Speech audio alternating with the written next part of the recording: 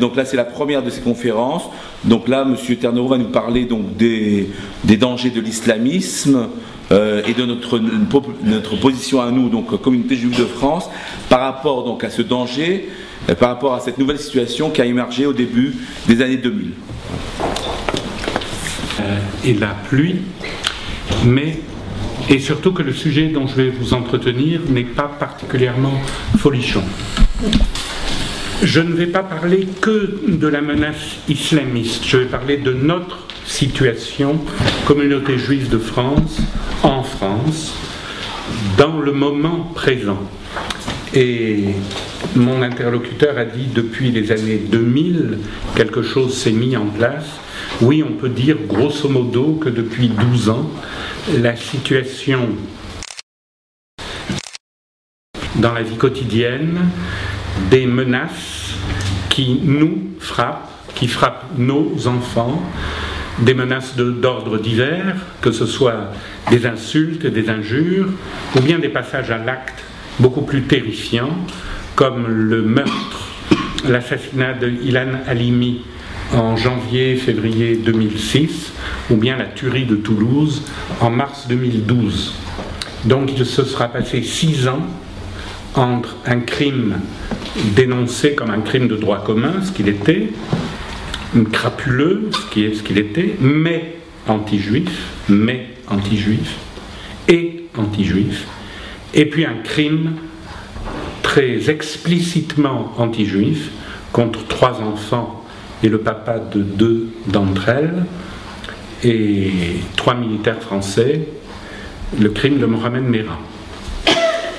Et je vais essayer d'analyser tout cela, mais je vais commencer, si vous voulez, par la conclusion, par ce à quoi je veux aboutir, et je construirai le raisonnement pour remonter à cette conclusion. Tout le monde a dénoncé le crime dont a été victime Ilan Halimi. Tout le monde a dénoncé les crimes de Mohamed Merah. Tout le monde, toutes les autorités politiques et toutes les autorités morales ont dit depuis, d'une manière répétitive, plus jamais ça, la France n'est pas un pays anti-juif, ceci est intolérable. Bien. Et au-delà des mots, que se passe-t-il puisque l'on voit qu'en 6 ans, on est passé d'un crime à 5 crimes, et avec cette obsessionnalité dans la violence et dans le choix de la cible, la société est de plus en plus violente. La France, le monde moderne, vous avez regardé la télévision comme moi, les États-Unis ne sont pas épargnés par des violences collectives. Mais la France a une particularité dans les violences, dans la moyenne délinquance et dans ce type de crime. C'est la qualité de la cible. La cible juive est devenue une cible privilégiée. Dans les années 2000, un collectif d'enseignants avait produit aux éditions 1001 Nuits un livre qui s'appelait « Territoire perdu de la République ». Ce livre traitait des faits anti-juifs en milieu scolaire. Le livre est très élaboré, c'est une étude extrêmement sérieuse, « Territoire perdu de la République », et on pourrait dire que les territoires perdus de la République n'ont cessé de s'étendre et de croître en surface. Après la publication du livre « Territoires perdus de la République », le ministre de l'Éducation nationale de l'époque avait commandé un rapport à l'inspection générale de l'Éducation nationale, le rapport de M. Aubin, qui portait d'une manière générale sur les violences en milieu scolaire de caractère ethnique, culturel ou cultuel. Et il a conclu très précisément à la particularité des violences anti-juives. Le rapport de M. Aubin, inspecteur général de l'Éducation nationale. Le rapport a été mis sous le coude ou au fond de c'était beaucoup trop dangereux. Quelque temps plus tard, Dominique de Villepin a demandé un rapport en tout point identique à M. Jean-Christophe Ruffin, celui qui est un auteur qui, je crois, à l'Académie française, grand romancier, sur très précisément l'actualité de l'antisémitisme en France. Jean-Christophe Ruffin concluait en particulier sur la dissimulation des formes nouvelles de l'antisémitisme sous le masque de la haine absolue d'Israël et de l'antisionisme. Ce rapport a lui aussi été glissé par prudence dans les tiroirs du ministère parce que son contenu est beaucoup trop perturbateur, car une fois que l'on a dit cela, une fois que les territoires perdus de la République ont été identifiés, une fois qu'on a vu que la menace était dans le 9-3, dans le 20e, dans le 19e et dans beaucoup d'autres quartiers, que faire?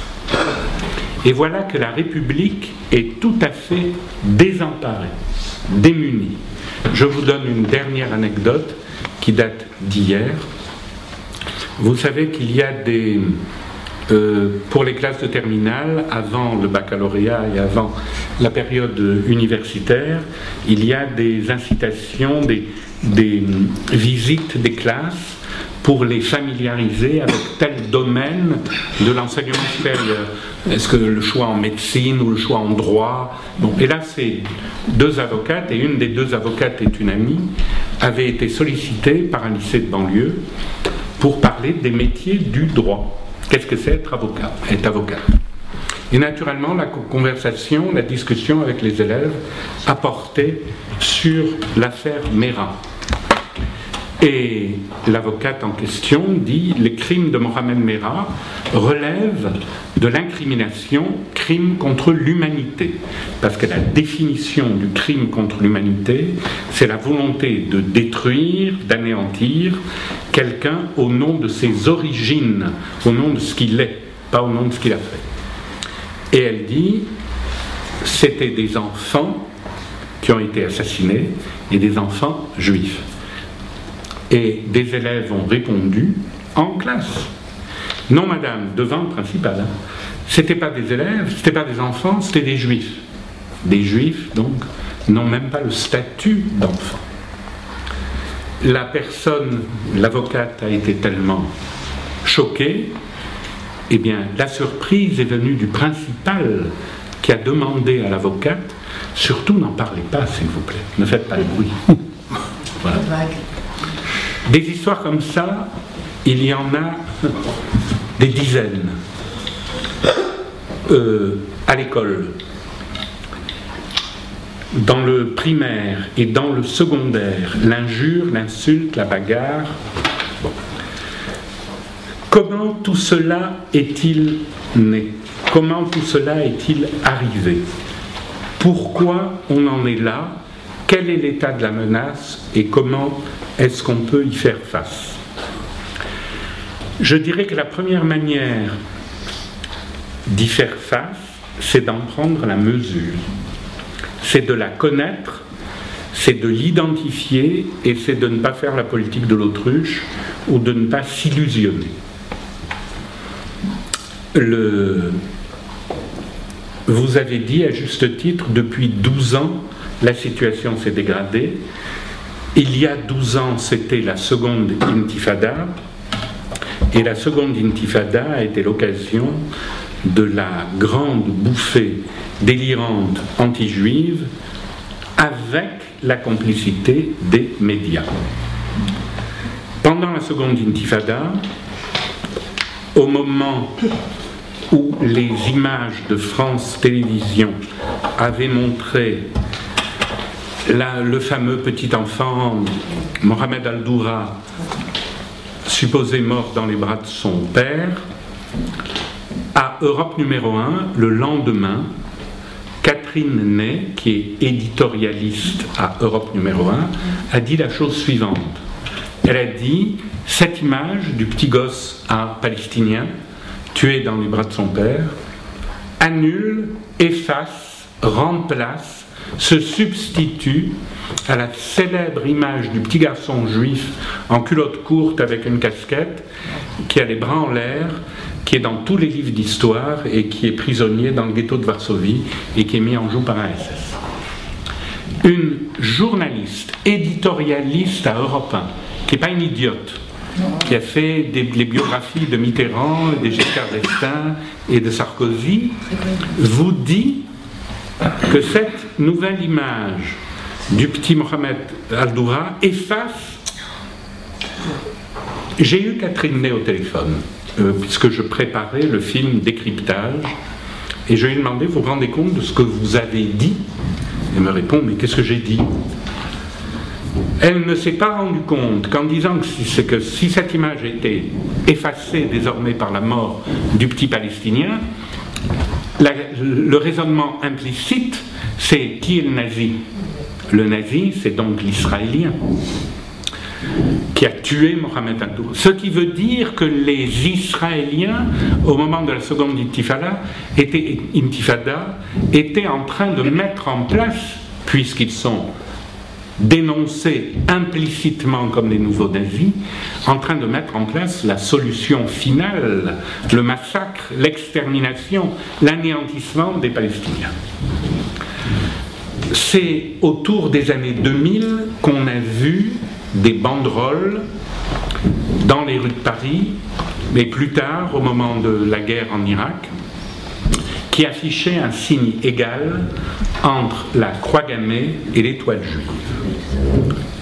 Ces banderoles qui mettent un signe égal entre la croix gammée et l'étoile juive, c'est un aboutissement. Il n'y a pas de pire ignominie que cette banderole. Il n'y a pas d'image plus monstrueuse que cela. C'est un mensonge, et c'est pire qu'un mensonge. C'est une crapulerie intellectuelle. Eh bien, cette banderole, quand il y a eu l'affaire de la flottille de Gaza, je l'ai vue à la télévision, elle a été affichée dans les rues de Paris, et derrière cette banderole, je me souviens avoir vu les Verts, Europe Écologie Les Verts, Madame Cécile Duflot et Monsieur Stéphane Hessel qui criaient « Israël assassin ». Ils savaient qu'il y avait cette banderole. Ils savaient qu'il y avait cette banderole et ils n'ont pas quitté le cortège. Ils sont restés présents. Ils ont assumé ce type de choses. Si on dit qu'Israël est nazi, Israël n'a pas le droit de vivre. Israël ne mérite pas de vivre si Israël est nazi. Le nazisme, c'est la pire chose que l'humanité ait eu à affronter. Comment on en est arrivé là? Les chers ordres. Il est politique et il n'est pas que politique. D'une certaine manière, et je ne vais pas trop allonger mon propos, dire que Israël est nazi, ça ôte un poids de culpabilité. Ça permet de dire, vous les Juifs israéliens, qui nous avez cassé les pieds avec la Shoah, vous nous avez culpabilisés pendant 60 ans avec la Shoah, et bien finalement, vous ne valez pas mieux que nous. On a été des salauds avec vous, d'accord, mais vous êtes des salauds avec les Palestiniens.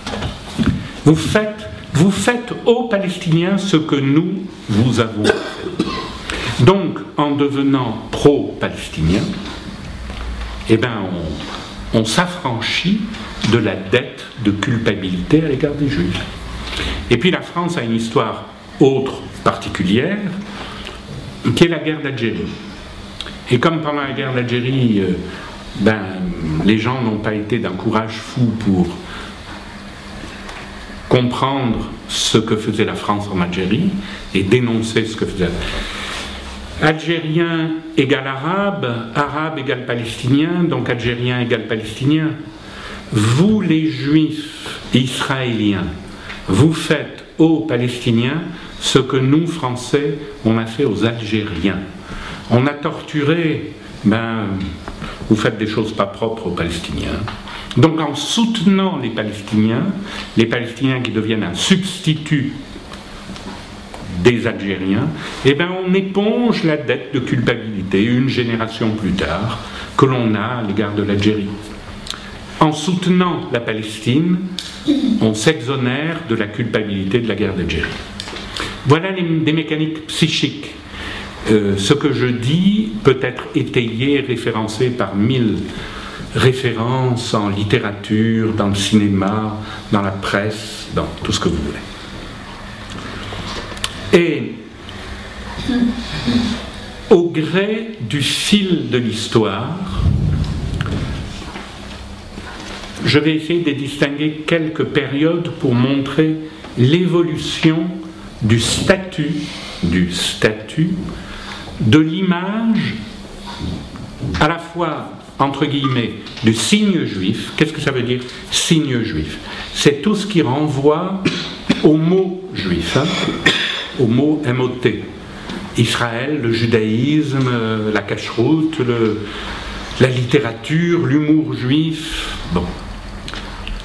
En 1945, à la Libération, les Juifs, on comprend que les Juifs ont été les victimes de la plus grande des barbaries. Donc la compassion, la sympathie pour les victimes se manifeste. Les Juifs jouissent de la sympathie et de la compassion parce qu'ils ont été victimes de la barbarie et de l'ennemi commun qui était le nazisme, Vichy et les collabos. Vichy et les collabos, c'était l'horreur, le nazisme, c'était l'horreur. Ça n'a pas été des démonstrations passionnelles d'amour pour les victimes juives. Quand beaucoup de Juifs sont revenus des camps, ceux qui avaient survécu, et qui ont voulu récupérer leur logement, qui était occupé par des gens à qui on avait donné l'appartement, parce qu'ils étaient juifs, parce que les propriétaires étaient juifs, ils ont eu une difficulté folle à faire aboutir leur demande. La récupération des spoliations n'est intervenue que 50 ans plus tard, avec la commission Jospin. Le fait de savoir ce qui s'était passé a eu aussi la plus grande difficulté à être dit. De la part des déportés eux-mêmes, ceux qui revenaient ne parlaient pas. Mais enfin, De Gaulle étant au pouvoir, la sympathie pour les Juifs en tant que victimes du nazisme était une sympathie acquise. L'État d'Israël naît en 1948. Il est perçu comme le petit, le faible, qui se bat contre un environnement hostile. Et ce petit, ce faible, l'État juif est perçu comme l'État des survivants. Donc il a la sympathie de l'opinion publique. Et le premier député qui va saluer la naissance de l'État d'Israël en mai 1948, à la tribune de l'Assemblée nationale, ce sera un député du Parti communiste français, Florimond Bonte, qui va saluer le petit État juif contre l'impérialisme anglais et contre les féodalités arabes. L'Union soviétique va être le premier pays à reconnaître l'État d'Israël. L'Amérique après, la France tout bon. Donc la sympathie pour les Juifs en 1945-48, les années 50, est totalement acquise. La 4e République aime les Juifs. De Gaulle d'abord, la 4e République de la SFIO aime les Juifs. Pour quelle raison aussi? Il y a la guerre d'Algérie. Il y a un ennemi commun, le FLN, qui est aidé par Nasser en Égypte. Et quand il y a les années 54-56, le début de la guerre d'Algérie, l'ennemi commun, c'est Ben Bella et Nasser. Et c'est l'époque où Shimon Peres, qui est ministre de la Défense, va avoir toutes ses entrées au ministère de la Défense français. On va aider Israël, la France va aider Israël à avoir l'arme atomique en particulier. On aime Israël parce que Israël combat l'ami de notre ennemi. Nasser est l'ennemi du FLN. Tout ça dure le temps de la guerre d'Algérie, mais la guerre d'Algérie se termine en 1962. Et quand la France en a fini avec la guerre d'Algérie, eh bien, d'abord il y a un changement générationnel, De Gaulle revient au pouvoir, et puis il y a la guerre des 6 jours. Et la rupture date de la guerre des 6 jours.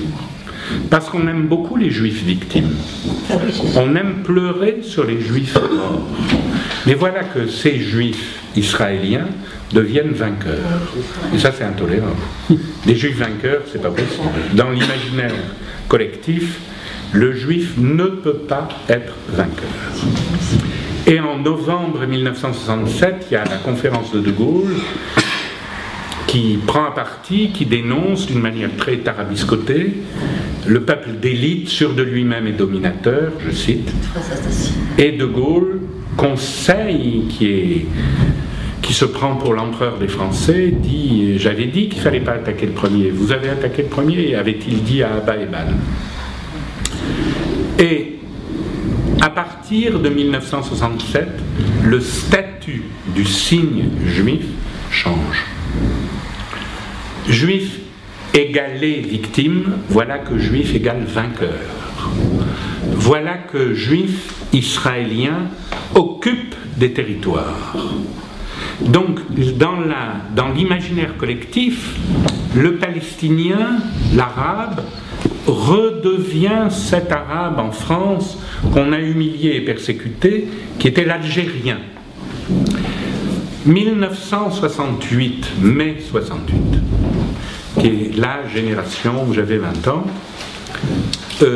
et où, comme des ânes, on a tous crié CRS-SS. Si les CRS avaient été des SS, je ne serais pas ici vivant en train de vous parler. Mais comme la rime, c'était joli, alors on a crié CRS-SS, et on a dit d'autres bêtises, comme il est interdit d'interdire. Pourquoi c'est une bêtise très importante, il est interdit d'interdire? Parce qu'à cette époque-là, en fonction de ce slogan, on s'est dit la loi avec un grand L, la loi, eh bien, on s'en fout. On n'a pas besoin de loi. On n'a pas besoin de quelque chose qui distingue le bien du mal. On peut s'affranchir de l'idée de la loi. Et quelle est la mère des lois, sinon la Torah? Quelle est la mère des lois, sinon le décalogue? On voit les effets du « il est interdit d'interdire ». Aujourd'hui, il y a le mariage gay. J'ai fait un papier dans le Huffington Post, et c'est là-dessus, pour le dénoncer, et je prends appui sur le commandement qui dit « tu honoreras ton père et ta mère ». Il est interdit d'interdire, nous dit, mais on n'en a rien à foutre du père et de la mère. Un enfant peut avoir 2 pères et 2 mères. Ce qui se dit aujourd'hui, qu'on veut faire entrer dans la loi, et c'est ce que je reproche à ce projet, c'est qu'on veuille l'inscrire dans la loi. Il y a un truc qui s'appelle le Pax, c'était amplement suffisant. Je me permets cette digression. Mais faire une loi, dire que c'est la loi, et que la loi va marier un homme avec un autre homme, une femme avec une autre femme, c'est dire au décalogue, on peut le jeter à la poubelle. Et c'est gravissime pour les fondements même de ce qu'est la culture occidentale, en tout cas. Il est interdit d'interdire mai 68, comme CRS-SS. Ce qui veut dire que les repères, ce que les mots veulent dire, on n'en a plus besoin. CRS-SS, c'est une imbécilité. Mais on n'a pas pris la mesure de la gravité de cette mise en équivalence. On n'a pas pris la mesure de la bêtise monstrueuse de la rime. Les CRS, c'était la police républicaine créée par Jules Mock en 1954. Et voilà qu'on en fait des SS. Pourquoi j'insiste là-dessus? C'est parce que quelques années plus tard, ça va émerger autour des années 80. Il y a un type, un inconnu, qui s'appelle Robert Forisson, qui va dire les chambres à gaz n'ont pas existé. Eh bien, au lieu de réagir en dénonçant l'imposture, non. Voilà que ça va être un grand débat intellectuel en France en 1980-1982. Brutalement, un type nous dit que la guerre de 14 n'a pas eu raison, discutons-en, peut-être c'est vrai, que la Lune n'existe pas. Oui, c'est une opinion comme une autre. On va discuter, est-ce que la Terre est plate ou est-ce que la Terre est ronde? Mais voilà que M. Forisson nous dit les chambres à gaz n'ont pas existé. Et c'est l'objet d'un débat. C'est d'autant plus l'objet d'un débat que ce débat a été rendu possible par « il est interdit d'interdire ». Puisqu'il est interdit d'interdire, eh bien l'opinion de M. Forisson devient une opinion valable, légitime. Discutons-en. Et voilà comment un mensonge, une crapulerie, devient une opinion légitime. Ça, c'est 1980 et 1982. Et 1982, c'est la première guerre du Liban. Israël intervient au Liban en 1982 pour chasser l'OLP. Titre de témoignage chrétien. En 1982, les Palestiniens dans Beyrouth comme les Juifs dans le ghetto de Varsovie. Si les Palestiniens sont dans Beyrouth comme les Juifs dans le ghetto de Varsovie, qui sont les nazis? La question n'est pas posée, mais on a compris. Le premier moment de la nazification d'Israël date de 1982. Quelque temps auparavant, Monseigneur Capucci, qui était un prélat chrétien catholique à Jérusalem, qui était pro-OLP, est arrêté par l'armée israélienne avec des armes dans sa voiture. Commentaire de Témoignages chrétiens. Témoignages chrétiens, c'est un journal issu de la résistance catholique de gauche, mais qui vient de la résistance contre le fascisme, contre le nazisme. Commentaire à propos de Monseigneur Capucci. Ils l'ont enfermé avec les voleurs. Ils, c'est les Israéliens, ils l'ont enfermé, ils l'ont mis en prison avec les voleurs. Comme ils connaissent mal l'histoire, ces geôliers-là, Jésus fut aussi crucifié entre deux voleurs. Fin de citation. Donc Monseigneur Capucci égale Jésus. Et si Monseigneur Capucci égale Jésus, qui tue Jésus? Vous voyez que le politiquement correct va se nourrir de l'accusation de crime déicide à l'égard des Juifs. Les Palestiniens dans Beyrouth comme les Juifs dans le ghetto de Varsovie, la nazification d'Israël commence. En 1982, au moment de la première guerre du Liban, c'est le grand début de tous les délires sur Israël et de l'accablement d'Israël. Je vous donne en référence un très bon livre d'Alain Finkielkraut qui est sorti à l'hiver 82, qui s'appelle La réprobation d'Israël, édité chez Deneuve.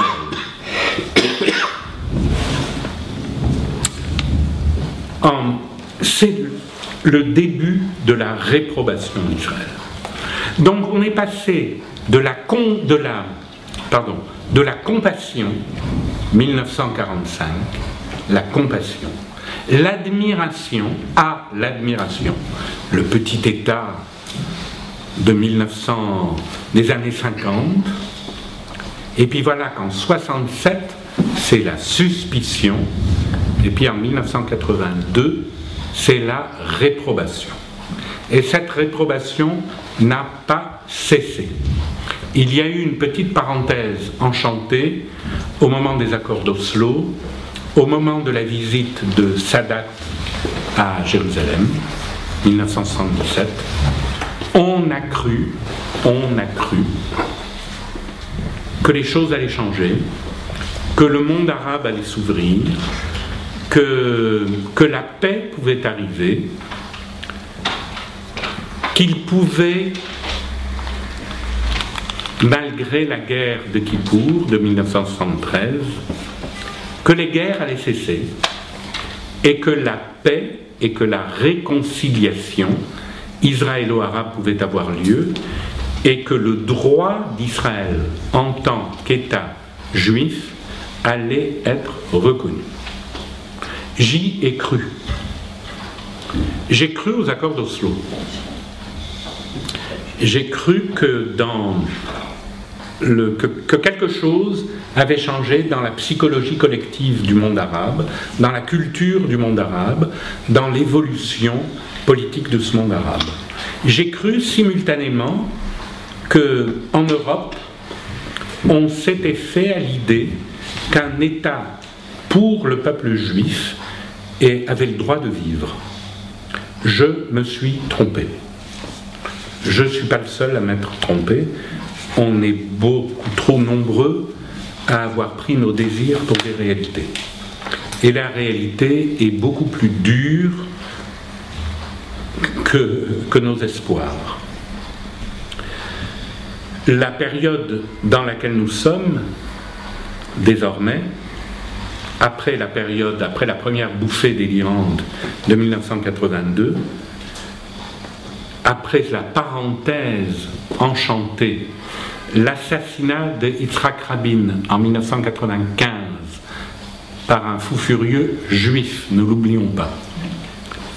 Mais peut-être que Yitzhak Rabin avait lui aussi fondé des espoirs fous dans des gens qui ne méritaient pas cet espoir, cette confiance qui était l'OLP et Yasser Arafat. On y a cru. On ne peut pas conjuguer l'histoire à l'envers. Rabin est assassiné, la première intifada commence, puis la seconde intifada, et on en est là où nous en sommes aujourd'hui. Là où nous en sommes aujourd'hui, c'est que par rapport à Israël, on est passé de la condamnation d'Israël aujourd'hui au projet de l'expulsion d'Israël. Il se passe deux choses simultanées. Il y a en Iran un chef d'État, Ahmadinejad, qui lui se propose d'anéantir Israël. Je vais avoir la bombe atomique et quand j'aurai la bombe atomique, poum, je détruis Israël. Cette menace est une menace réelle. Ils pourront avoir la bombe atomique dans un an si rien n'arrête ce processus. L'Amérique a juré ses grands dieux qu'elle interdirait à l'Iran d'avoir une bombe atomique. Les Européens ont juré leurs grands dieux qu'ils interdiraient à l'Iran d'avoir une bombe atomique. Mais sans bombe atomique, on voit ce que fait une pluie de fusées tirés depuis Gaza, 800, 900 missiles tirés depuis Gaza contre Israël, qui est un État qui fait la surface de trois départements français. Le Hezbollah au nord a 70 000 missiles de moyenne portée qui peuvent atteindre Tel Aviv. Israël ne se laissera pas faire.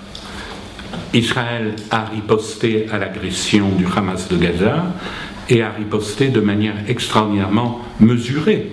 C'est-à-dire qu'Israël n'a pas riposté comme les Alliés avaient riposté contre l'Allemagne. Il n'y a pas eu de bombardement massif de Gaza. Ça a été des frappes ciblées, en faisant le plus d'économies de vie humaine.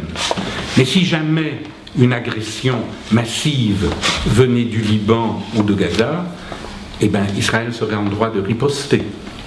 Mais à quel prix? À quel prix politique? On dit aussi, mais la bombe atomique iranienne, c'est du même ordre que l'équilibre de la terreur à l'époque où l'Union soviétique avait des bombes atomiques et où l'Amérique avait des bombes atomiques. Mais sauf que cette comparaison ne tient pas debout. Parce que Union soviétique et Amérique n'avaient pas de projet apocalyptique, tandis que l'Iran a un projet apocalyptique. L'Iran est dirigé par des illuminés qui pensent que le Messie va venir quand Israël sera détruit. Peu importe d'ailleurs à Ahmadinejad de tuer, y compris 1 million de Palestiniens, puisque l'importance, l'objectif, le salut vient de la destruction de Tel Aviv. Tel Aviv, la ville maudite, la ville sioniste. J'arrête là sur l'aspect israélien des choses. Je me dis en même temps, sur l'aspect proche oriental des choses, je me dis en même temps que le peuple iranien n'est pas un ennemi d'Israël, ni un ennemi des Juifs. Le peuple iranien n'est pas un peuple arabe, c'est un peuple cultivé et éduqué qui est victime d'une dictature imbécile qui plonge ce pays dans la récession, tout comme le monde arabe aujourd'hui est en train de plonger dans la récession, l'obscurantisme et la stupidité. La Tunisie, qui était un pays éclairé, lumineux, est en train de devenir un pays moyenâgeux. L'Égypte plonge dans le chaos. Ils l'ont voulu, ils l'ont eu.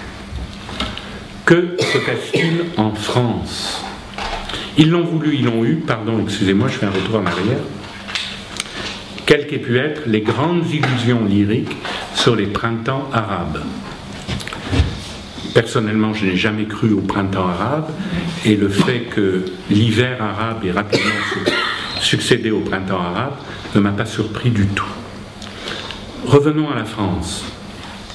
Ce qui est stupéfiant en France, stupéfiant, c'est que chez des jeunes gens et des jeunes filles d'origine maghrébine qui jouissent en France des libertés démocratiques, qui ont la chance d'aller à l'école, qui ont la chance d'aller à l'université, qui ont la chance de s'en sortir par rapport à la génération de leurs parents, de leurs grands-parents. Il y a une culture du ressentiment, de l'agressivité, de la hargne, dont la cause imaginaire et fantasmatique se nomme Israël et les Juifs. Le Mohamed Merah, son portrait psychologique, c'est quoi? Un petit voyou, mais un type qui n'était pas bête, qui était débrouillard, qui était un petit jeune des banlieues, et qui était malheureux et éduqué dans la haine. C'est ce que son frère, Abdelghani, a raconté dans un livre écrit avec Mohamed Sifawi. Voilà un homme qui aurait pu s'en sortir, comme Khaled Kelkal il y a fort longtemps. Il aurait pu être un citoyen comme beaucoup d'entre nous qui ont eu des enfances sociales difficiles, des parents pauvres, ont fait des études, ont eu la chance de croire dans la République et ont réussi dans la République. Qu'est-ce qui interdit à cette génération aujourd'hui de faire ce choix? Non, il y a un ressentiment, une haine qui s'exprime par l'antisémitisme le plus banalisé. Et voilà la situation à laquelle non seulement les Juifs sont confrontés, mais la République est confrontée. La France est confrontée. Et le mot d'ordre qui doit être le nôtre pour sortir de l'isolement dans lequel nous sommes, c'est de faire comprendre à M. Dupont, à Mme Durand et à M. Mathieu que ceux qui menacent les Juifs les menacent eux. Que ceux qui menacent Israël menacent la France. Que ceux qui menacent Israël menacent l'Europe.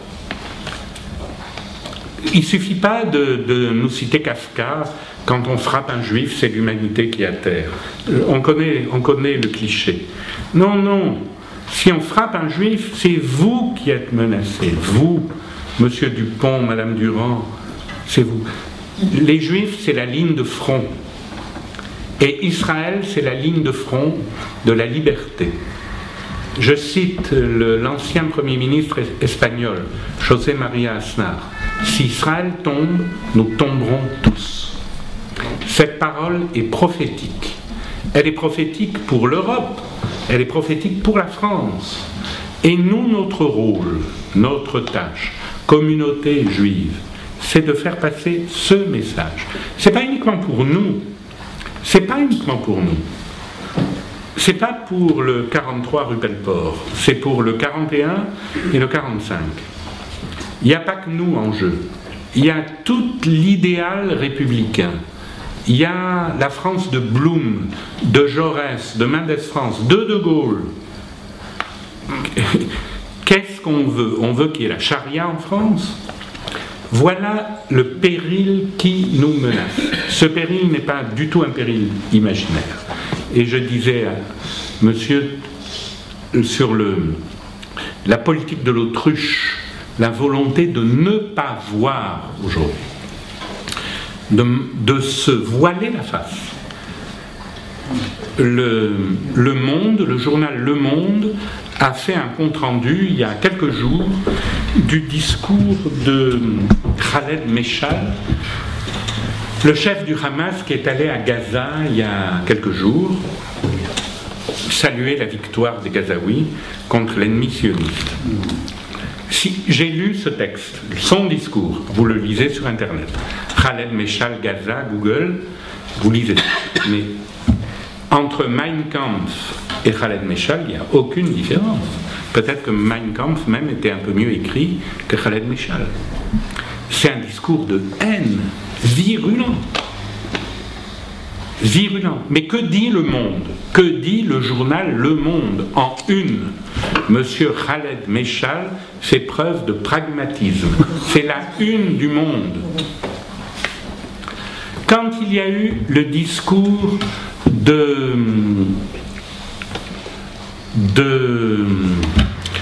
du Premier ministre palestinien, j'ai un trou de mémoire, Mahmoud Abbas, à l'ONU, ça n'était pas un discours de paix. Quand vous comparez les discours de Sadat à la tribune de la Knesset, mais c'est un discours splendide, magnifique. Mais les discours de Mahmoud Abbas à l'ONU, c'est un discours de haine, c'est un discours de guerre. C'est pas du tout un discours qui dit « Eh bien, je revendique pour mon peuple palestinien le droit pour ce peuple à avoir un État qui vive en paix à côté d'Israël. » À un moment, juste un petit moment à la fin, il dit « Je souhaite que la Palestine puisse vivre en paix avec Israël. » Point. Mais tout ce qui précède, pendant 40 minutes, c'est la haine et la mort. Et on dirait qu'il a mis, d'ailleurs les deux propos sont totalement antagoniques, un discours de guerre, et puis à la fin, il faut qu'on vive en paix avec Israël. Mais on ne peut pas vivre en paix avec celui que vous vouez à la mort. La manière d'énoncer que l'on veut vivre en paix serait d'abord d'éduquer ses enfants à la paix, de changer les livres d'école. Aucun livre d'école de l'autorité palestinienne, encore moins du Hamas, ne fait des Juifs des êtres humains. Ils sont descendants des porcs et des singes. Et c'est avec ces gens-là que l'on dit il faut faire la paix. Et que M. Laurent Fabius nous dit les responsabilités de la guerre à Gaza étaient partagées entre le Hamas et Israël. On aimerait beaucoup voir la France dans une situation identique. Que ferait-elle? Qu'est-ce qu'on penserait? Alors nous sommes dans un grand état de solitude. Nous sommes dans un grand état de solitude. Le moment présent est un moment angoissant. Il est angoissant pour nous, il est angoissant pour nos enfants. Il est angoissant pour l'avenir. Alors, est-ce que le paysage est absolument noir? Alors, il faut terminer par une parole rassurante. Pas parce qu'il faut être rassurant, mais parce qu'il y a des éléments qui nous permettent de dire le pire n'est pas le plus sûr. J'étais en Israël en mai dernier, au Salon des écrivains, et l'invité du Salon des écrivains,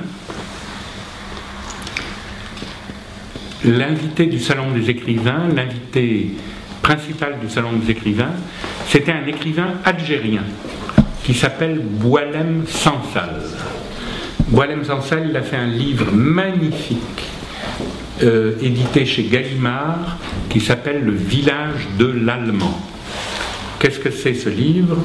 Ce livre est un roman dans lequel lui, écrivain algérien, parle de la part nazie du mouvement nationaliste algérien pendant la guerre d'indépendance. Et Boualem Sansal, écrivain algérien, est le premier Algérien à avoir dénoncé ça. Homme d'un courage extraordinaire. Il vit toujours en Algérie. Il a été condamné à mort par le Hamas pour être venu en Israël. Et il a naturellement été condamné comme traître par les Algériens. Et il est venu en Israël. Et il a reçu, et il a fait un deuxième roman qui s'appelle Rue Darwin, qui est toujours édité chez Gallimard, qui est un récit d'enfance. La rue Darwin à Alger, à Bellecour, c'était la rue où vivait la maman d'Albert Camus. Bon. J'ai dit à Boualem Sansal, tu es le Camus des Arabes. Tu es le Camus des Arabes. Il ne se présente pas comme arabe, il dit qu'il est berbère et il rejette l'islam. Bon, Boualem Sansal n'est pas tout seul. Il y a des Arabes. Il y a des gens d'origine arabo-musulmane, de culture arabo-musulmane, qui comprennent la régression dans laquelle leur univers est en train de sombrer. Il n'y en a pas beaucoup. À Paris, il y en a quelques-uns. Malek Chebel, Abdelwahab Medeb, Boualem Sansal, Abdenour Bidar, des gens qui sont de culture musulmane, de culture arabo-musulmane, d'origine berbère ou pas, et qui disent, mais on est dans un goulag mental, et on ne sait pas comment on va... Bon, mais je prends le plus héroïque d'entre eux, Boualem Sansal. Il est allé en Israël. Son plus grand désir, c'est d'y retourner. Et il s'est passé la chose suivante. Quand il a écrit Rue Darwin, il a reçu un prix, le prix du roman arabe. Le prix du roman arabe est un prix qui est remis par un jury d'intellectuels français et arabes, et il était accompagné d'une somme d'argent de 15 000 €. Et cette somme d'argent, les 15 000 €, était fournie par des ambassadeurs des pays arabes en poste à Paris. Et les géniaux ambassadeurs des pays arabes, quand ils apprennent que Boualem Sansal est allé à Jérusalem, on ne te donne plus l'argent, se rétractent et ne veulent plus lui donner le prix. Alors Gallimard a dit, mais on vous donne le prix, monsieur Sansal, symboliquement. Et puis un mécène anonyme, juif par ailleurs, mais qui ne veut pas qu'on donne son nom, suisse, a dit, eh bien moi, je vous donne les 15 000 €.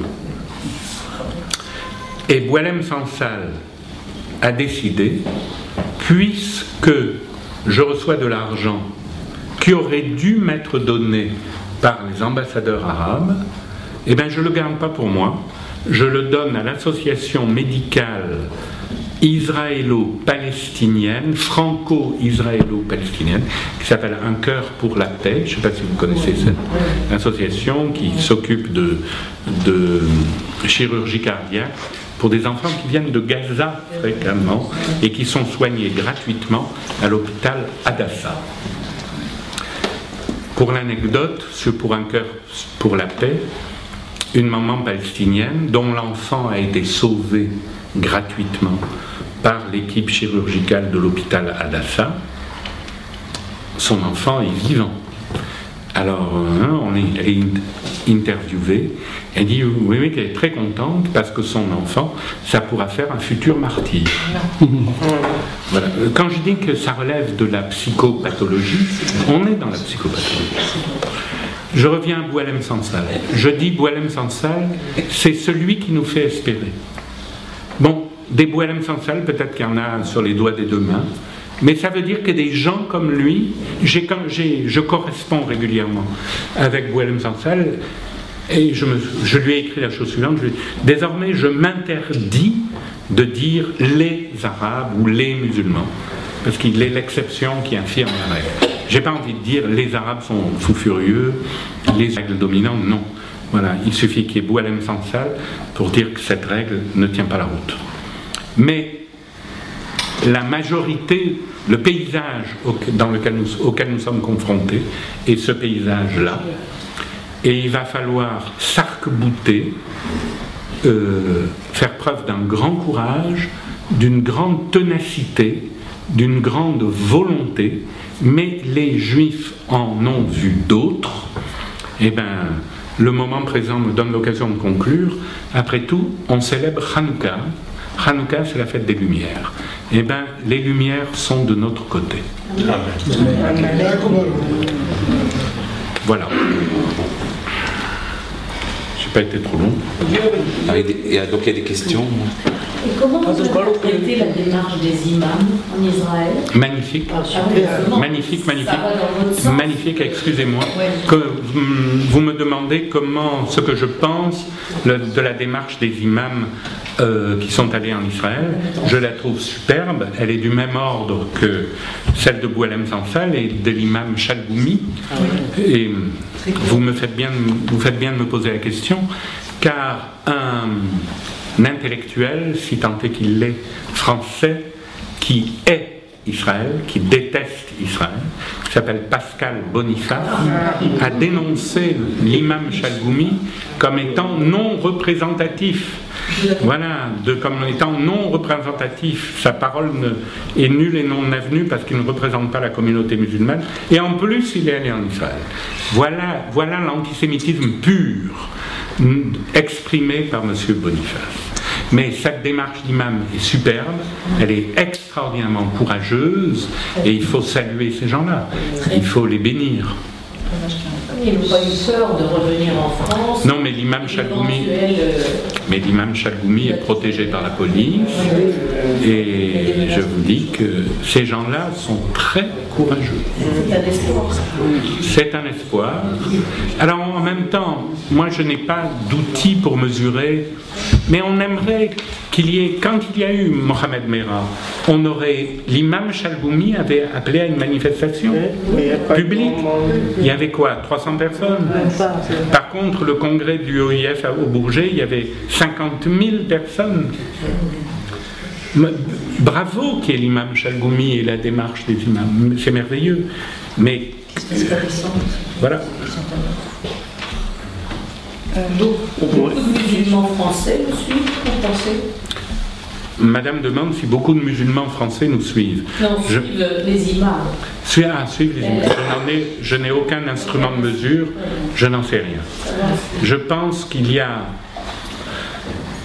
que les musulmans, ceux qui se réclament de la culture musulmane, sont beaucoup trop silencieux. Oui. S'ils suivent les imams, alors il faut qu'ils le disent. S'ils trouvent que Mohamed Merah est une horreur, il faut qu'ils le disent. Mais il se trouve que Mohamed Merah est devenu un héros en banlieue. C'est tout le contraire. Donc c'est hallucinant la situation à laquelle on est confronté. Hallucinant. Dans le prolongement, on pourrait considérer les musulmans de France comme étant une cinquième colonne. Monsieur demande est-ce qu'on peut considérer la présence d'une communauté musulmane importante en France comme étant une cinquième colonne. Non. Il y a très probablement... Non, parce que je me refuse à ce type de généralisation. Il y a une communauté musulmane importante en France, de l'ordre de 6 millions de personnes. Il doit y avoir à peu près 12 ou 15 millions de musulmans en Europe, en Turquie, en Allemagne, en Espagne, en Angleterre, en Belgique. Mais c'est à eux de faire leur choix, c'est à eux de choisir. Est-ce qu'ils veulent... C'est à eux de voir dans quel monde ils veulent vivre. La seule chose qui m'inquiète, c'est ça le problème. La seule chose qui m'inquiète en termes de tests, justement, c'est quand il y a eu les élections en Tunisie. Et le parti et les Tunisiens de France qui jouissent des libertés publiques et qui voient ce qu'est la démocratie ont voté massivement pour les islamistes. Alors là, ça dépasse l'entendement. Voilà, c'est pour ça pourquoi il y a ce choix de la jeunesse maghrébine en France vers la radicalisation islamiste, anti-juive, anti-Israël. Pourquoi? J'ai du mal à comprendre ce choix.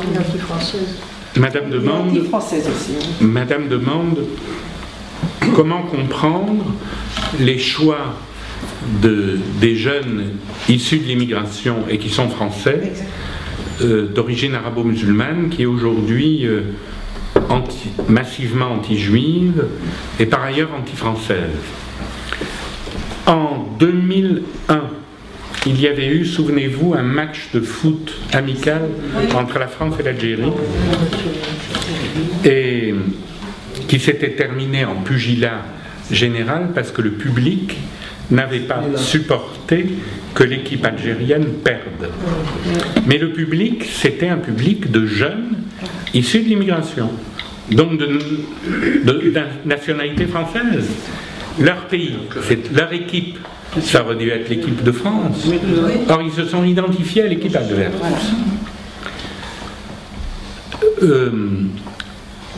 Pour répondre à votre question, je vais reprendre ce que j'ai dit tout à l'heure. Il y a une culture du ressentiment, une culture politique du ressentiment, et même une expression politique nourrie de ressentiment.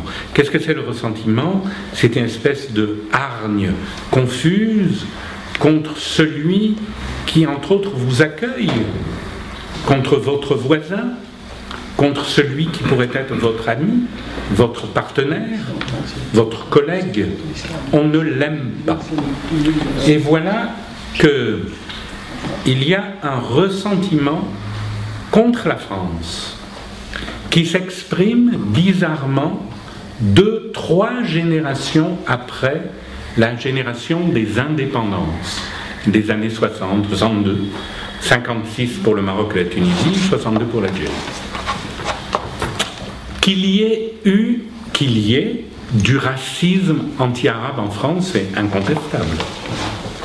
Qu'il y ait un rejet de l'islam en fonction de ce que les Français moyens perçoivent de l'expression musulmane, je dirais, c'est certain, et qu'il y ait de l'islamophobie, c'est certain, et si l'islamophobie c'est rejeter l'islamisme, je suis tout à fait islamophobe. Mais je vous disais ce qui s'est passé dans cette classe des élèves d'un lycée qui est parmi les pires en banlieue, disent mais les gamins c'était des juifs, c'était pas des enfants, qu'une remarque pareille puisse être dite, je ne sais pas qualifier ça. J'ai l'impression qu'il y a de la folie, qu'il y a une folie partagée, hélas partagée, et comme elle est partagée, elle fait office de culture, et que cette culture de la haine, elle imprègne une grande partie de cette jeunesse issue de l'immigration. Ils sont malheureux, mais la cause fantasmatique de leur malheur, c'est les Juifs. Ou bien c'est Israël. Il y a tout ce que vous voulez. Il y a je ne sais pas quoi comme élément, mais voilà comment ça se traduit. Excusez-moi, et vous croyez que ça va, avec le temps, pardon, avec le temps, ça va s'estomper ou ça va se généraliser? Je n'en ai aucune idée. Comment voyez-vous la fin du régime entre guillemets d'Assad en Syrie et les conséquences pour Israël et la radicalisation de la Turquie vis-à-vis d'Israël qui est de plus en plus problématique? Parce qu'il y a un ancien islamique. La question porte sur la Syrie de Assad et la Turquie et les islamistes au pouvoir en Turquie.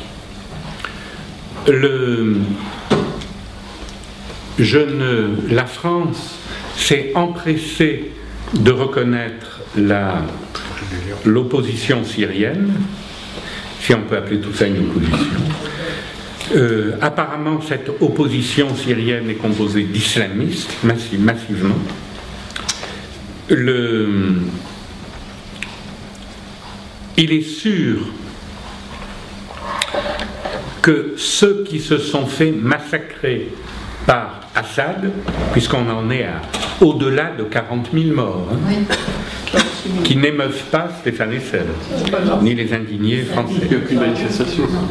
Il y a beaucoup. Quelle sera la suite? Je n'en ai aucune idée. Est-ce que les Occidentaux sont capables d'exiger des gages de la fameuse opposition syrienne, comme on est supposé avoir exigé des gages de ceux qui ont renversé Kadhafi?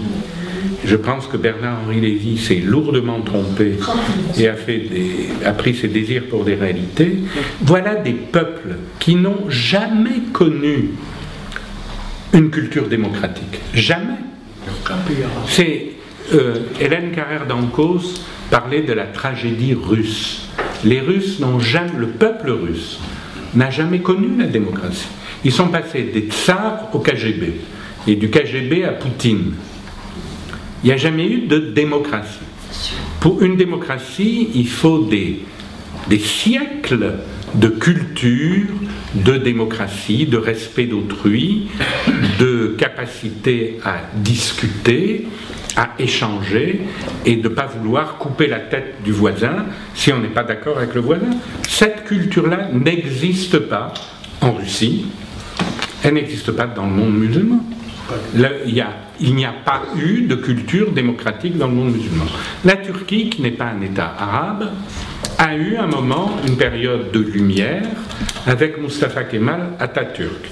Mais enfin, à poigne. Mais toujours est-il que la Turquie a eu un moment, une période, où on a cru qu'elle pouvait, non pas être un pays occidental, mais en tout cas entrer dans la modernité. Entrer dans la modernité. C'est-à-dire avoir une culture de l'échange, du dialogue, du commerce et du commerce intellectuel. Apparemment, avec M. Erdogan, il y a le grand retour en arrière. Mais il n'est pas fou, Erdogan, et il est moins... Il n'est pas dans l'islamisme wahhabite. Il n'est pas là-dedans. C'est pas l'Arabie Saoudite, c'est pas le Qatar, c'est autre chose. C'est moins pire. Voilà. Est-ce que la Syrie, si elle devient islamiste, du type frères musulmans ou salafiste, sera acceptée par la Turquie? J'en sais rien, mais c'est d'une telle instabilité qu'on ne peut pas lire dans le mar de café. Je pense que Assad n'en a plus pour très longtemps. Et qu'il joue son va-tout.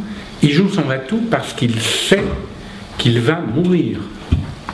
Sauf s'il est accueilli en Iran ou en Russie. Mais autrement, il est mort. Parce qu'ils ne se feront pas de cadeaux. La minorité alaouite est vouée à l'extermination par les autres. Remarquez, entre autres, combien aujourd'hui on découvre l'importance du tribalisme dans ce monde. Avant, on avait des analyses marxistes, il y avait les exploités, les exploiteurs, les impérialistes. Maintenant, on découvre qu'il y a les alaouites, les sunnites, les chiites. On se découvre qu'il y a des tribus en Libye. La tribu des alaouites va se faire couper en rondelles dès que Assad va casser sa pipe. Ça m'étonnerait qu'ils puissent tous fuir. En tout cas, aux 40 000 morts tués par Assad, succédera sûrement des milliers de morts alaouites, de chrétiens qui ont soutenu Assad, tués par ceux qui sont aujourd'hui les victimes d'Assad. Il y aura d'autres massacres.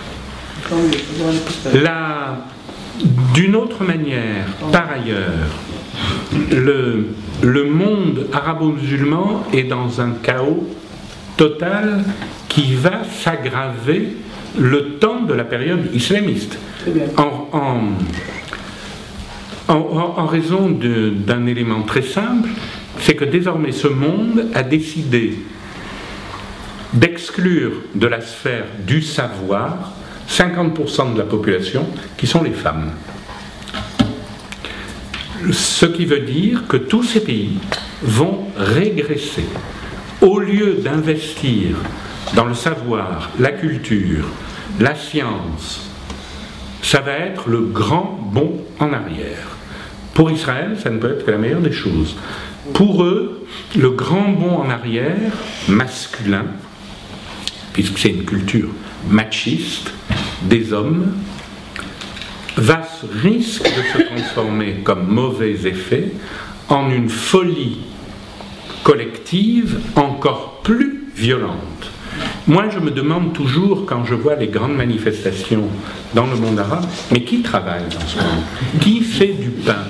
Qui produit? À part hurler, qu'est-ce qu'ils font? Les pays sont en ruine, tout est en ruine, et on crie Allah Akbar et mort à Israël. Comme si ce sont des paroles magiques, des incantations, et le malheur s'accroît. Voilà, il n'y a pas d'eau courante à Alger au mois d'août, c'est la faute d'Israël. Des anecdotes comme ça, il y en a des tonnes. Quand il y a eu, il y a 1 an ou 2, à Sharm el-Sheikh, des requins ont mangé des touristes allemands. Quelle a été la déclaration du directeur du tourisme égyptien? Les requins étaient dressés par le Mossad. Mais le directeur du tourisme en Égypte, je suppose qu'il a fait des études, qu'il n'est pas idiot. Comment il peut dire une ineptie pareille?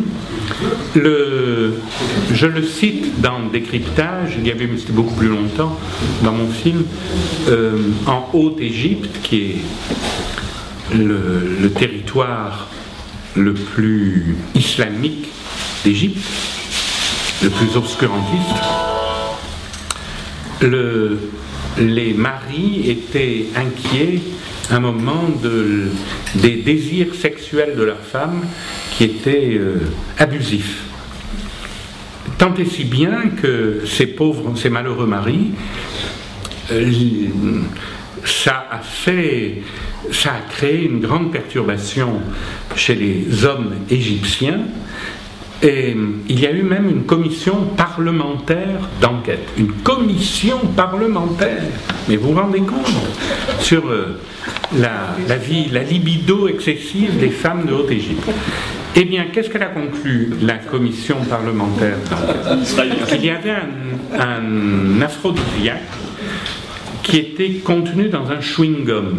Et ce chewing-gum avait été introduit par Israël pour perturber la vie sexuelle des... Bon, voilà, vous avez donc un monde délirant. J'ai pas d'autres qualificatifs. Et ce monde délirant, il se trouve que ça n'est pas des cas isolés. Quand le délire contamine des millions de personnes, je vous recommande beaucoup, pour ceux qui regardent Internet, le site israélien qui s'appelle MEMRI, M-E-M-R-I, Middle East Media Recording, je ne sais pas quoi. C'est un site, une agence israélienne qui prend tout ce qui se dit et se montre, tout ce qui se montre sur toutes les télés des pays arabes et musulmans. Et quand ça vaut le coup, c'est traduit en anglais et en français, et vous avez la traduction, et vous vous dites, tiens, voilà ce qui se montre à des millions de téléspectateurs. J'ai vu il y a 1 mois, je l'ai revu, je ne sais plus comment, vous avez un prédicateur égyptien qui dit comment il faut battre sa femme, mais devant des millions de téléspectateurs. Et puis il y a 3 étapes. D'abord, on lui dit je sais pas quoi, et si elle comprend pas, eh ben on commence à lui mettre une baffe. Et puis si la baffe n'est pas suffisante, après on la tape avec un bâton. Mais il ne faut pas laisser de traces, dit-il. Et puis si avec le bâton c'est pas suffisant, on appelle le cousin, le grand-père, qui eux vont lui donner d'autres coups de bâton. Mais tout ça est dit à la télé. C'est la culture dominante. Et ça va être un produit, c'est un des plus grands prédicateurs des frères musulmans égyptiens de l'université Al-Azhar du Caire. Et tout ça, quand monsieur le journal Le Monde vous dit que Khaled Meshal a eu un discours pragmatique, est-ce que ceux qui travaillent au journal Le Monde regardent ces télévisions, ont regardé une fois le site Memri pour savoir quelle est la réalité du propos? Vous voyez? Donc, ne pas voir, ne pas savoir. On ne veut pas savoir. On s'illusionne parce que ça fait peur. Parce qu'on a peur d'affronter ça. Qui va dire aujourd'hui, oh là là, attention, il y a dans le Coran des propos qui sont effroyables. Il y a très probablement dans l'Évangile et dans la Bible des choses épouvantables aussi. Mais la Bible s'est réformée et l'Évangile s'est réformé. Et dans la Bible, il y a eu le Talmud après, donc on a fait le commentaire du commentaire du commentaire. L'islam, on ne peut pas le réformer puisqu'il a été écrit par Dieu. Donc le même texte écrit par Mahomet et la parole reproduite par Mahomet et la parole sanctifiée intouchable. Et sauf que l'application littérale de la charia, c'est le Moyen-Âge. Et quand vous osez en Europe faire comme au Danemark les caricatures de Mahomet, vous risquez votre vie. Et quand un ami qui s'appelle Robert Redeker avait publié dans le Figaro, voilà ce qu'écrit le verset tant de la sourate tant et les hadiths tant, ben, vous risquez votre vie. Et Robert Redeker professeur de philosophie, vit dans la clandestinité en France. Il vit dans la clandestinité en France. Il y a une peur de la part des Français vis-à-vis du monde musulman, vis-à-vis, voilà, comme vous dites, le Figaro.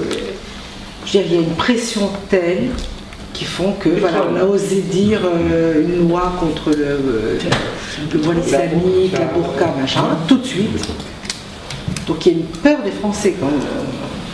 D'abord, nous sommes français, donc il y a une peur de tout le monde. Oui, non. J'ai compris. Voilà, non, parce que les Juifs se sentent concernés parce qu'ils sont Juifs, mais les Français, pourquoi ils se sentent... Voilà. Oui, mais je pense, oui, vous avez raison, je pense qu'il y a une peur, qu'il y a une crainte, et que la meilleure manière de contourner la peur, c'est d'ignorer la menace. C'est la politique de l'autruche. Et on se dit, c'est pas si grave que ça. Surtout par-dessus le marché, que vous avez un certain nombre d'éléments qui viennent dire aux Juifs, vous avez tort. Je vais citer aussi ces éléments, j'aurais dû le donner dans ma première partie de mon exposé. Vous avez d'une part les icônes de la bonne conscience progressiste. Stéphane Hessel, je ne vais pas rentrer dans le détail. Ce vieux monsieur qui a été un résistant de bureau, qui n'a pas été un héros, mais qui s'est auto-approprié l'écriture de la Déclaration universelle des droits de l'homme, oubliant au passage que c'était René Cassin qui l'avait écrit. Et ce monsieur qui a dit cela, mais qui est revenu après sur cette affirmation, parce qu'on lui a dit il ne faut pas exagérer, c'est une imposture, pour des raisons X ou Y, déteste Israël. Mais il se fait passer pour la grande conscience morale française. Alors vous avez cette conscience-là, il a vendu 5 millions de son petit bouquin, indignez-vous, hein, 5 millions. Traduit, c'est un livre nul, où il n'y a rien. Mais dans ces indignations, il n'y a qu'une indignation qui mérite d'être citée, c'est Israël, c'est le méchant. Le livre est idiot, puisque c'est vraiment en termes de gentil et de méchant, et mieux vaut être en bonne santé que malade, et mieux vaut avoir chaud que froid, et mieux vaut partir en vacances que pas avoir d'argent pour partir en vacances, et etc., etc. Et c'est pas bien d'être pauvre, et c'est pas bien d'être malade. Voilà Stéphane Hessel. Mais ça s'est vendu à 5 millions d'exemplaires en France, ce qui vous donne une idée du niveau de connerie moyenne, pardonnez-moi l'expression, qui triomphe. L'autre problème, au niveau intellectuel en France, vous avez des aides de l'ennemi qui sont terribles et qui viennent en particulier fréquemment d'Israël lui-même. Un historien qui s'appelle Shlomo Sand a fait un livre qui s'appelle « Comment le peuple juif fut inventé ».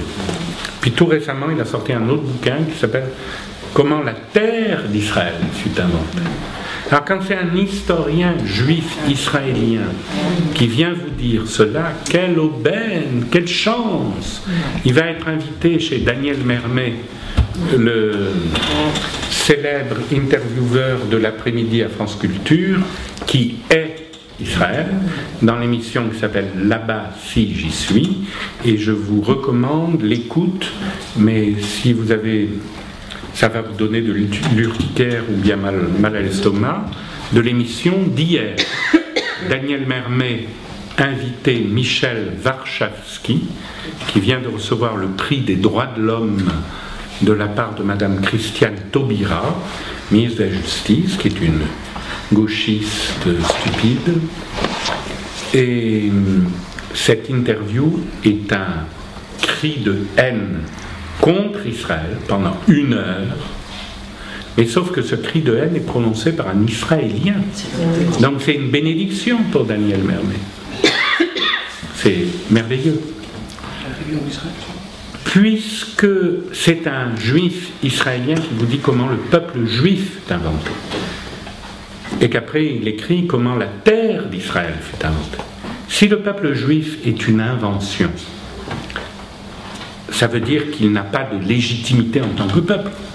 Puisqu'il n'y a pas de légitimité en tant que peuple, il n'y a pas de raison qu'il ait un État, puisque c'est un truc artificiel. Et c'est un Israélien qui vous dit. Et vous avez un autre philosophe, encore plus chic, français cette fois-ci, gauchiste, qui s'appelle Alain Badiou. Cet Alain Badiou avait écrit en 1979 dans Le Monde. Google, ça se mérite, ça permet, vous tapez Badiou, Cambodge. Et bien Badiou, il avait grand philosophe émérite de l'école normale supérieure rue d'Ulm à Paris, avait écrit dans Le Monde en 1979 Kampuchéa vaincra. Qu'est-ce que c'était Kampuchéa? C'était les Khmers rouges, c'était Pol Pot, c'était les autres génocideurs. Il a écrit un article à la gloire des Khmers rouges. Eh bien ce monsieur, il est prof émérite de philosophie à l'école normale supérieure. Mais il vient d'écrire il a écrit il n'y a pas longtemps un autre bouquin qui s'appelle Réflexion sur le mot M-O-T juif. Qu'est-ce que c'est ce livre, Réflexion sur le mot juif? Je vais vite. Il dit que le nom juif, le nom N-O-M, en tant que substantif, ça n'a pas de pertinence. Le nom juif, ça n'a pas de sens. Vous pouvez avoir la cuisine juive, l'humour juif, mais le nom N-O-M juif, non. Alors qu'est-ce que c'est un nom? Le substantif, c'est l'atome du peuple. Qu'est-ce que c'est le peuple? Le peuple, c'est l'addition de tous les noms, N-O-M-S. Badiou nous dit le nom juif, ça n'existe pas. Et Shlomo Sand nous dit le peuple juif, ça n'existe pas. Voilà que l'anti-juif, voilà que le monsieur philosophe gauchiste polpotien français nous dit que le non-juif, ça n'a pas de sens. Mais voilà que l'israélien vient l'aider. Et voilà que les deux trucs font système. Le non-juif n'existait pas, le peuple juif n'existait pas, puisque l'individu juif n'existe pas. Le peuple qui est composé d'individus n'a pas le droit d'être, et puisqu'il n'a pas le droit d'être, l'État des Juifs n'a pas le droit d'être. Et bien ça fait un triomphe à l'université française. Et quant à l'école normale supérieure, il y a 2 ans, un historien israélien qui s'appelle Elchanan Yakira est venu faire une conférence. Je suis allé à cette conférence à Normal Sup. Il y avait 50 personnes dans la salle. Mais au fond de la salle, il y avait 10 garçons et filles, élèves de l'école normale supérieure, élèves. Et dès que il y avait Raphaël Drey, Elchanan Yakira, je ne sais pas qui, et des étudiants qui l'invitaient. Ben, dès qu'il a commencé à parler, ceux qui étaient au fond l'ont insulté. Salaud, assassin d'enfants, crapule, je ne sais pas quoi, nazi, fasciste. À l'école normale supérieure à Paris. Et ces étudiants-là étaient des étudiants de l'école normale supérieure à Paris. Et à l'université de Toulouse, Le Mirail, la semaine passée, a été interdit un meeting où devait venir un type du FPLP, à l'invitation d'une association à Toulouse, Le Mirail, à 2 pas de là où il y avait Mohamed Merah. Et il n'y a pas longtemps, à la Sorbonne, il y a 2 ans, à l'invitation d'un groupe à la Sorbonne, venait quelqu'un du Hamas palestinien. Et la conférence a eu lieu à la Sorbonne. Et un groupe d'étudiants de l'UEJF s'est fait foutre dehors manu militari par les gens de ce pseudo-colloque. Aujourd'hui, à l'université de Villetaneuse, Paris 13, à l'université de Nanterre, Paris 10, à l'université de Saint-Denis, Paris 8, vous ne pouvez pas faire une réunion d'information pacifique sur Israël. Vous vous ferez casser la gueule. Je pense qu'un étudiant portant kippa ne peut pas aller à l'université de Paris 13, Villetaneuse, ou à l'université de Paris 10, Nanterre. Ces territoires sont désormais des territoires interdits, et ils sont perdus pour la République par ailleurs. Il peut bien y avoir des profs juifs qui y vont, et voilà des zones qui ont échappé au contrôle. Le ministre de l'Éducation nationale le sait, le ministre des universités le sait, nous le savons. Pour le moment, à moins de créer du conflit violent, parce que ça ne peut être réglé que par la police, par une enquête, par l'arrestation ou par quelque chose de violent, les choses sont en état. Je vous dis, c'est une course contre la montre. Vous me posiez une question sur la communauté musulmane, arabo-maghrébine. C'est quel monde eux ils veulent? Quel monde veulent-ils? Qu'est-ce qu'ils veulent pour eux-mêmes, pour leurs enfants? Je me dis que l'avenir relèvera beaucoup de l'attitude des filles. Alors, c'est une concurrence entre celles qui ont choisi le voile aujourd'hui et celles qui, au contraire, ni putes ni soumises et tout, sont contre. Ça existe. Et celles-là, elles sont de notre côté. Et il faut les aider. Ça ne veut pas dire qu'elles soient en sympathie avec Israël non plus. Je sais tout ça. Mais il y a des brèches. Voilà. Et ce qui m'afflige et m'attriste le plus, c'est quand des gens qui sont censés réfléchir, qui sont censés être cultivés et intelligents, je prends le journal Le Monde, ce titre que M. Khaled Meshal a fait un discours empreint de pragmatisme. Je suis tombé de derrière par terre quand j'ai lu le discours. C'est mort aux Juifs toutes les lignes. Et Le Monde dit que c'est du pragmatisme. Comment on réagit par rapport au monde? Vous voyez? Quel droit de réponse? Comment on fait? Je vais parler pour ma pomme. J'ai sorti un livre qui s'appelle Le nom de trop, chez Armand Collin, qui est sorti il y a 1 an. Blackout absolu. Absolu. Rien. Pierre-André Taguieff, qui est un ami, qui est un magnifique scientifique, qui a fait des livres érudits, ultra référencés sur toutes ces questions. Blackout absolu. Pas un commentaire, rien. Par contre, un voyou comme M. Boniface, qui fait un livre qui s'appelle « Les nouveaux imposteurs », où naturellement tous les imposteurs sont comme par hasard pro-israéliens ou juifs, c'est vendu à 50 000 exemplaires. Donc je vous recommande vivement mon livre qui s'appelle « Le nom de trop », édité chez Armand Collin. Vous ne le trouverez plus en librairie, il faudrait le commander sur Google ou vous le commandez chez votre libraire. Mais comme la couverture de ce livre porte 2 bandes bleues sur un fond blanc, eh bien les librairies L'Arbre à Lettres, certaines librairies L'Arbre à Lettres ont dit à l'éditeur « Ah non, non, vous savez, on ne pourra pas le mettre sur... » Le titre c'est « Le nom de trop, Israël illégitime, point d'interrogation ». Eh bien, des librairies L'Arbre à Lettres ont dit « Ah non, on ne va pas le mettre sur les tables de présentation, ça pourrait gêner la clientèle. » Voilà. Voilà le paysage, voilà le monde dans lequel on est. Je voulais vous demander quelque chose. Vous parlez de haine. Croyez-vous que c'est... Je parle de... Pardon ? Vous parliez de haine envers les Juifs. Croyez-vous que ce ne soit pas essentiellement une jalousie ? Madame demande, est-ce que le mot haine à l'égard des Juifs, c'est le bon mot? Est-ce que ça ne serait pas plutôt la jalousie? Mais la jalousie est une composante de la haine, oui, bien sûr. Très probablement, je pense qu'il y a de la jalousie civilisationnelle aussi. Que ce soit encore un juif qui a un prix Nobel de physique, c'est très perturbant. Et d'ailleurs, des sites islamistes ont pas tardé à dire que le jury des prix Nobel était un complot du Mossad et que c'était un jury juif. Vous avez raison, bien sûr qu'il y a de la jalousie. Mais la jalousie est une composante. Oui, mais ça me rend un petit peu supérieur.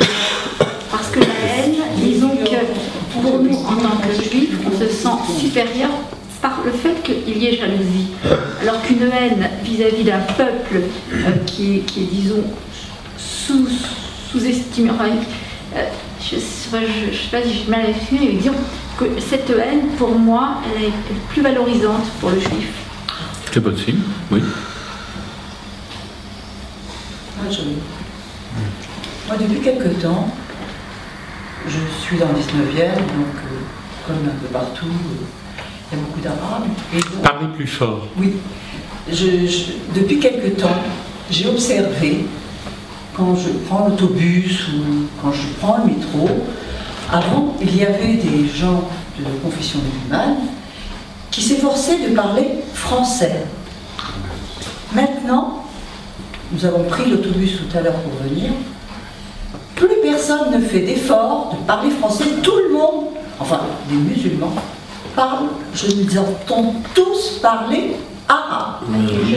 Et ça me frappe énormément, parce qu'avant, les gens faisaient un effort, nous sommes quand même en France, et là, c'est... Mais ça venait du discours des années 68 où on disait qu'il fallait garder son identité.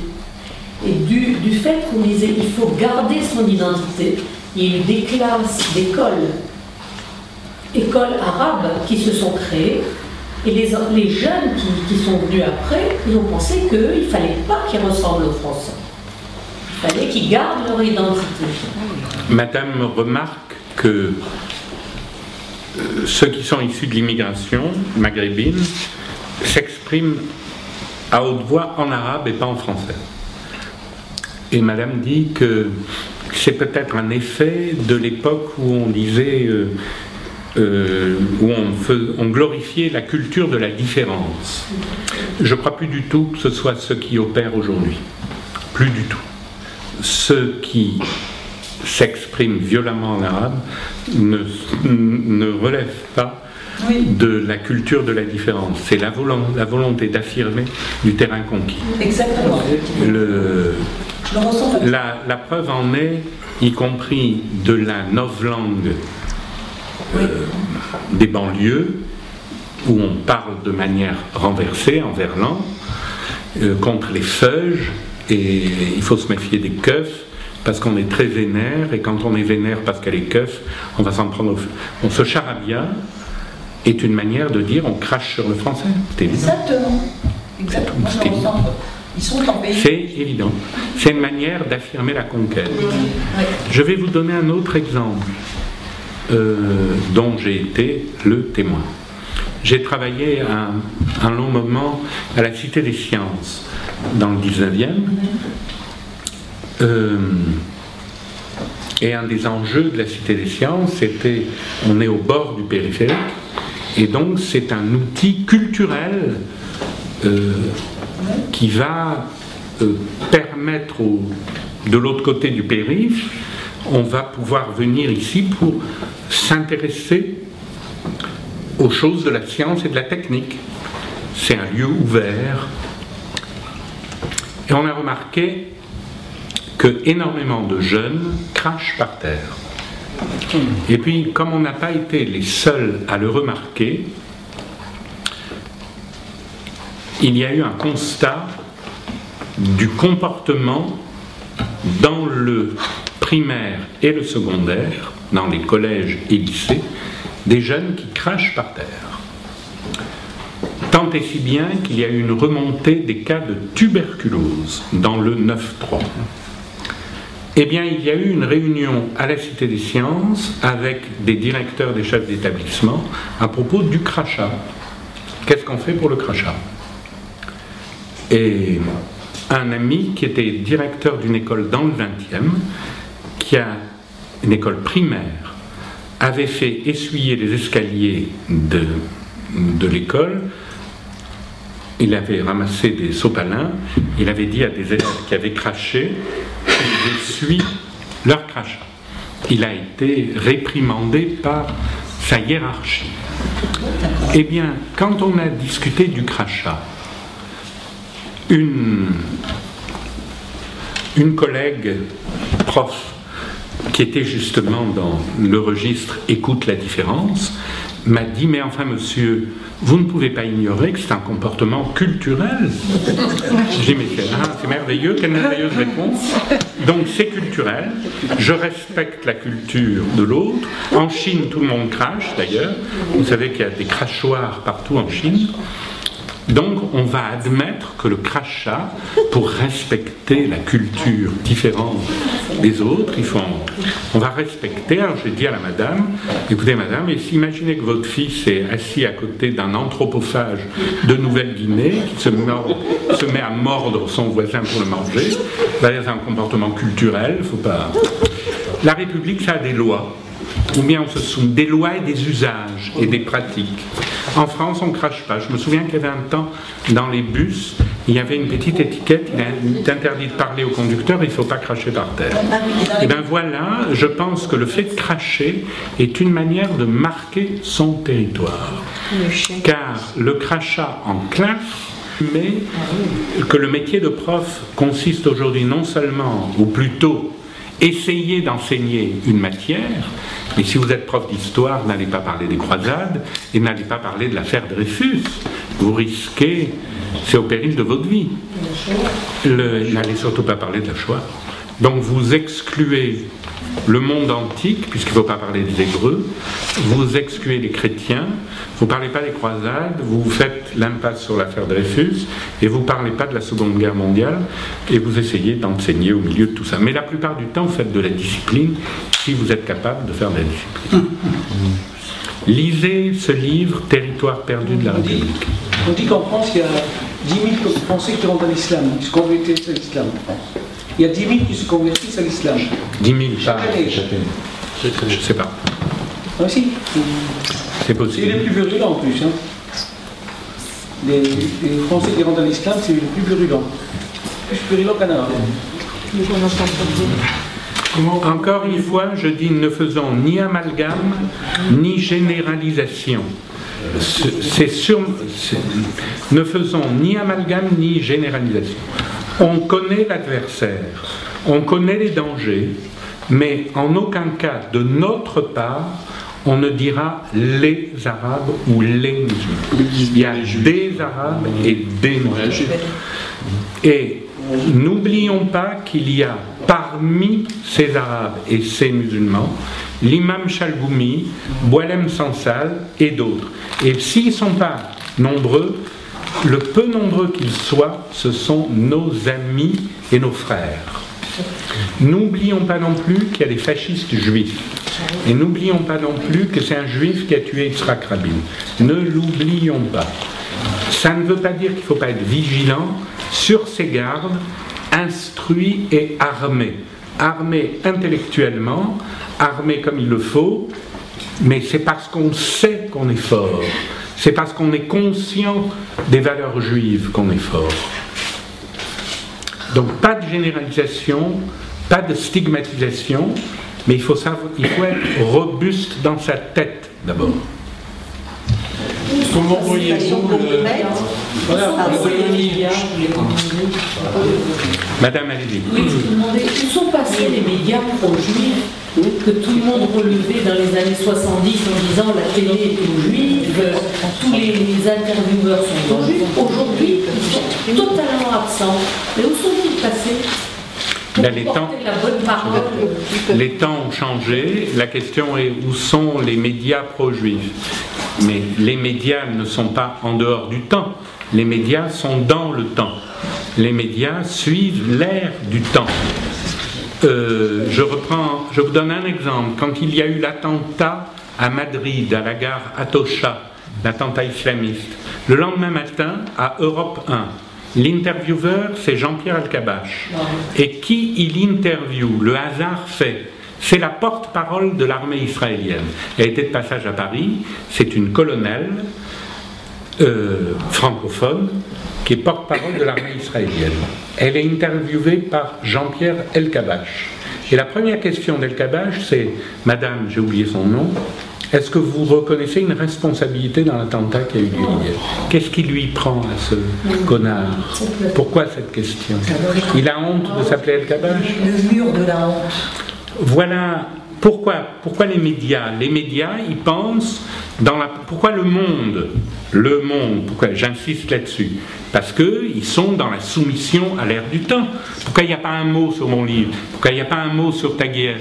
Pourquoi on adule Stéphane Hessel? Les médias, les médias, ils sont le reflet de l'idéologie dominante. L'idéologie dominante souffle, Israël a tort.